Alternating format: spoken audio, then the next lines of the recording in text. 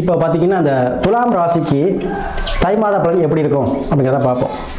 பொதுவாக துலா ராசிக்கு தை மாதம் பார்த்தீங்கன்னா சொந்தமாக வீடு போகக்கூடிய மாதம்.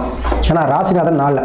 ஸோ இந்த மாதத்தில் துலா ராசிக்கு பார்த்தீங்கன்னா ஆரம்பித்த உடனே உங்களுக்கு தை பிறந்தா வழி பிறகு மாதிரி தை பிறந்தா உங்களுக்கு வீடு கட்டக்கூடிய யோகம், இடம் வாங்கி வீடு கட்டுறதா இருந்தாலும் சரி, இல்லை வாடகை வீட்டிலேருந்து இன்னொரு வீடே சொந்தமாக வாங்கணும் சாமி, இருந்த வாடகை வீட்டை வாங்கலாமான்னு கொடுக்கணும் சரி, அந்த மாதிரி அமைப்பு லக்னாதிபதி நாளில் இருக்கும் பொழுது ராசி அதிபதி கண்டிப்பாக அந்த யோகத்தை கொடுப்பார்.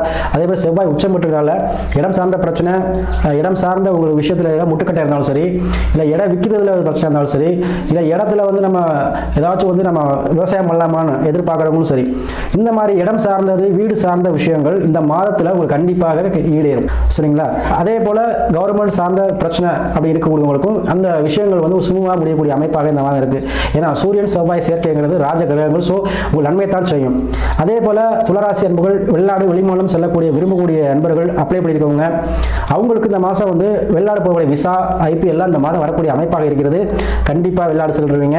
அதே போல கணவன் மனைவி பிரச்சனை கண்டிப்பாக வந்து தீர்ந்துருங்க. அவங்களுக்குள்ள ஏதாவது கருத்து வேறுபாடுல பிரிச்சிருந்தாலும் சரி, இல்லை வீட்டில் அடிக்கடி சண்டை வருது சாமி எப்படி நிம்மதியாக இல்லைன்னு சொல்லக்கூடியவங்களும் சரி, இந்த கடன் படையும் பிரச்சனை தீர்ந்து நிம்மதியாக வாழக்கூடிய அமைப்பு இருக்குங்க.